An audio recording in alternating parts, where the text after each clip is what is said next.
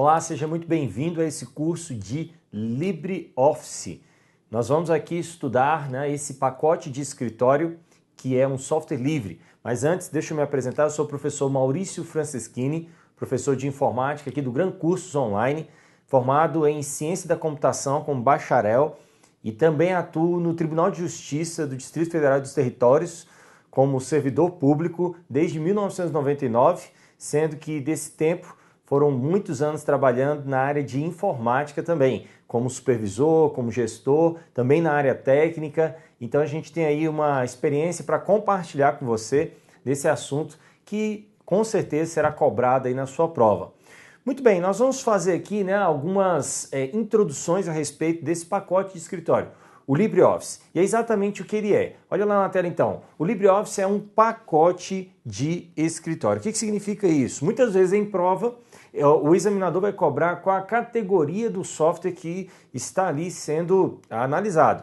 Muito bem, no caso, o LibreOffice, a categoria dele é um pacote de escritório. E o que isso significa? Ele também pode ser chamado de suíte de escritório. Isso significa que ele é um conjunto de aplicativos.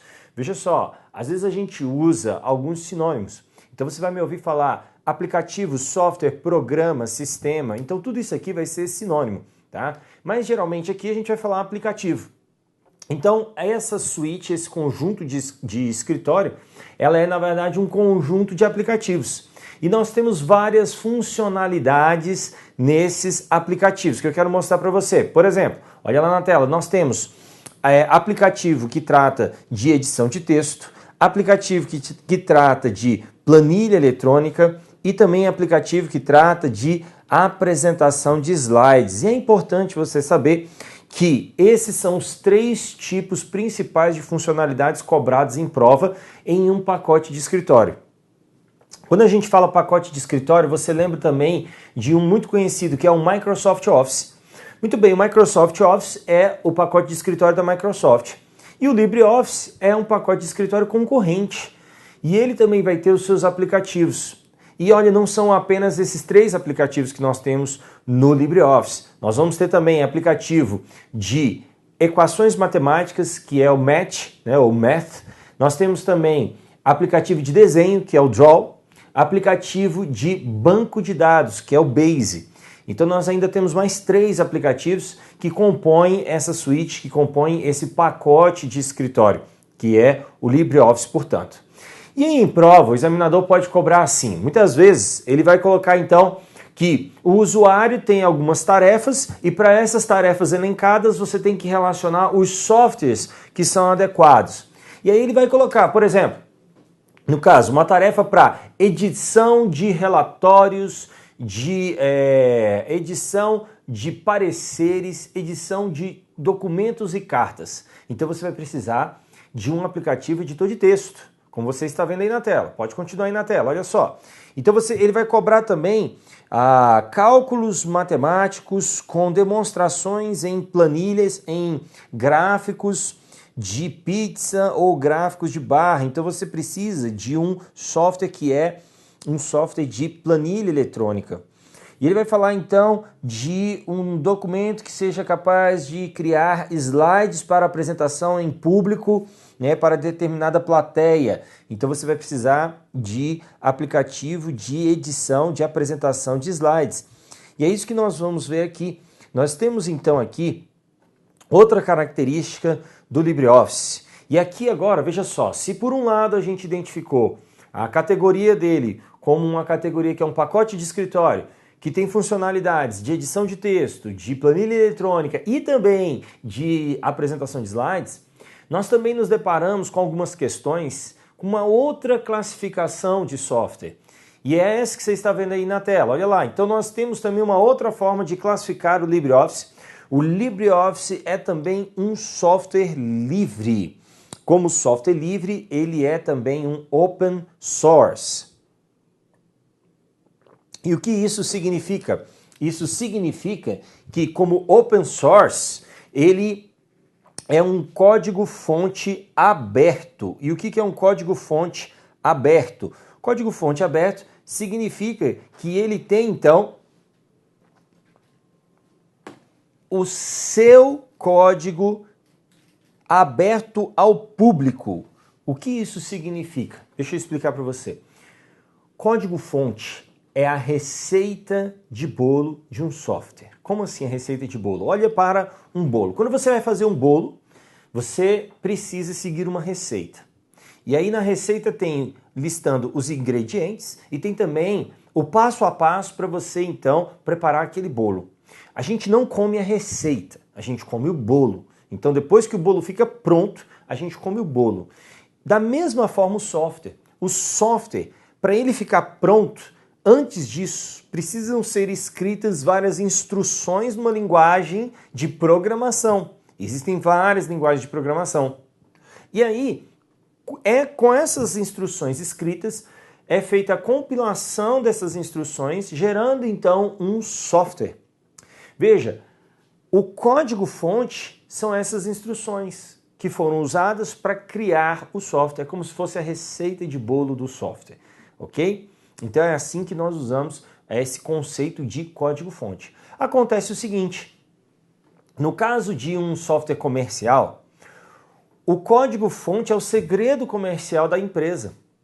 Já no caso do software livre, eles disponibilizam esse código-fonte na internet para qualquer um baixar. Inclusive, o LibreOffice, se você for na internet para baixar o software LibreOffice, você vai encontrar logo abaixo um link lá de source, ou seja, de código-fonte. Você pode baixar o código-fonte. Como software livre, uma das características do LibreOffice é que você também pode contribuir para a melhoria do software desenvolvendo funcionalidades para ele. Exatamente, ele é disponível isso no mundo inteiro. Isso é disponibilizado no mundo inteiro. Qualquer um pode ter acesso a esse código-fonte. E aí você faz as alterações e entrega lá para o fornecedor.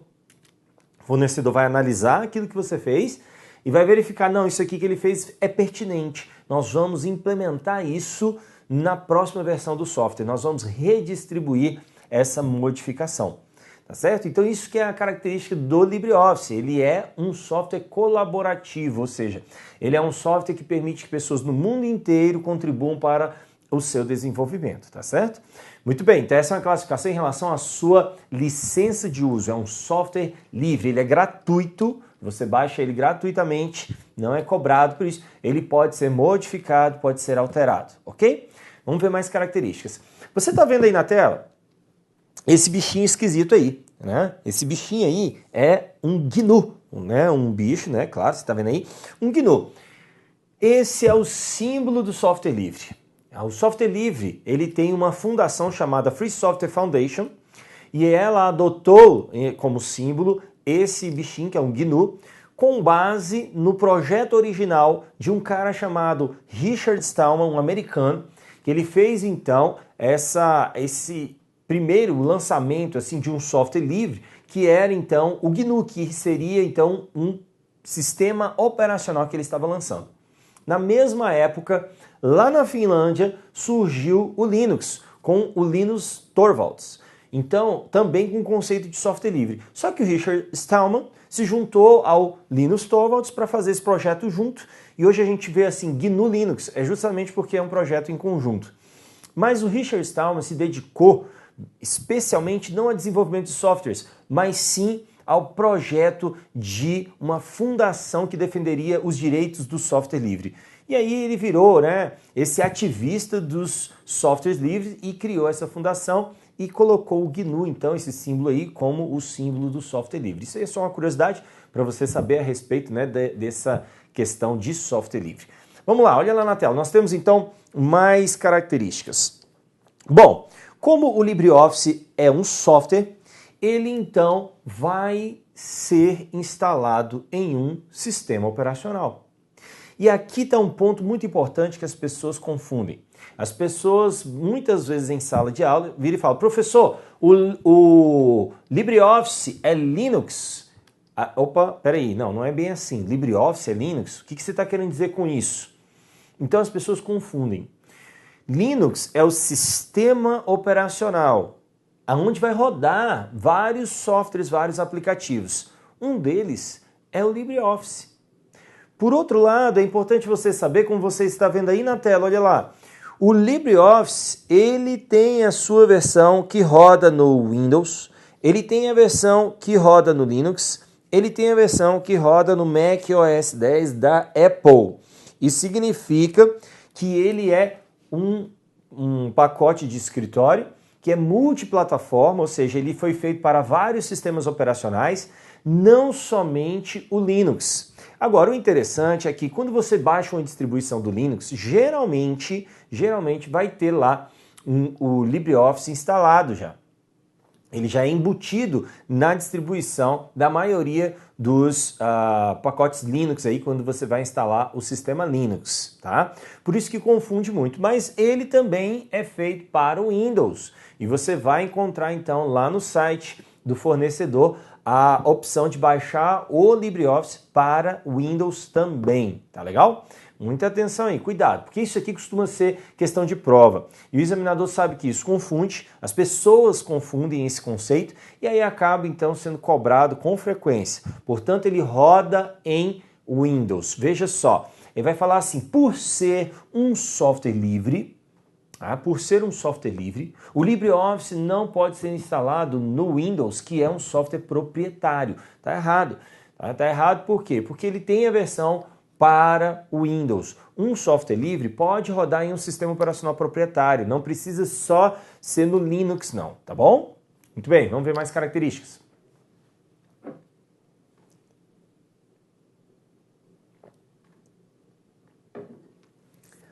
Você que é um concurseiro já deve ter se deparado com vários editais aí e algumas vezes você viu OpenOffice, outras vezes você viu BRO.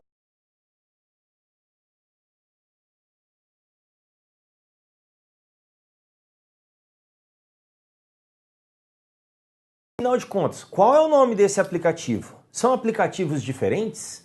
O que nós estamos tratando aqui? Então nós vamos ver exatamente como tudo começou. Olha lá na tela. Então nós temos o histórico. Esse histórico é importante você saber, nunca caiu em prova assim explicitamente, mas é importante você saber para você ter um conceito do que está sendo tratado. Inicialmente, ele era um software, pacote de escritório, como sempre foi, só que ele tinha o nome Star Office, de uma empresa alemã chamada Star Division. Essa empresa, então, não teve mais interesse em produzir o software e manter a patente desse software.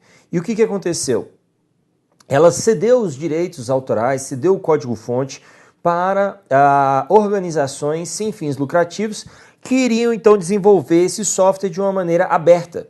E você está vendo aí exatamente os nomes dos aplicativos originais. Então você tem aí ó, o Base, o Draw, o Writer, o Calc, o Impress, que são então, que fazem parte, né, desses aplicativos. Mais para frente eles criaram então aqui o Mat, né, que é Mat,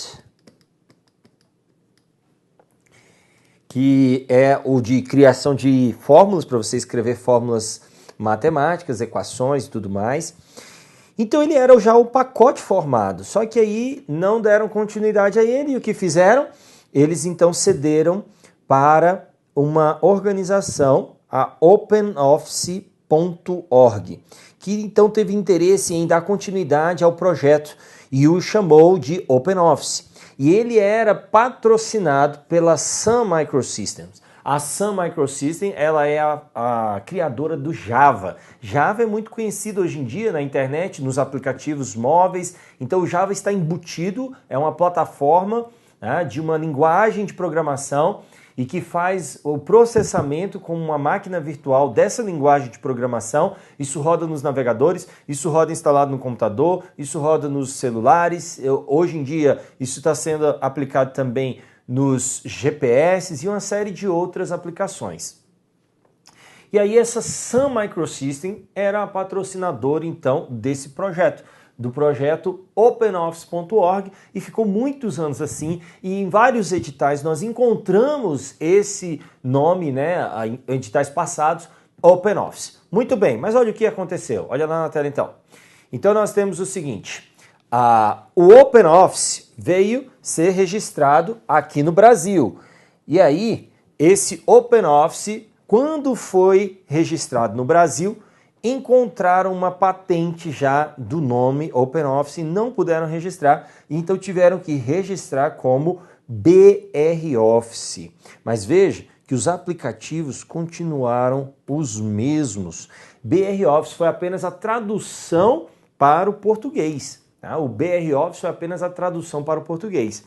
E aí não podia mais chamar OpenOffice no Brasil, mas internacionalmente era OpenOffice, mas era um projeto só, tá certo? Só tinha a versão brasileira do negócio. O que aconteceu? Vamos ver então mais para frente o que aconteceu. Olha lá. Bom, mais para frente, a Oracle foi lá e comprou a Sun Microsystems.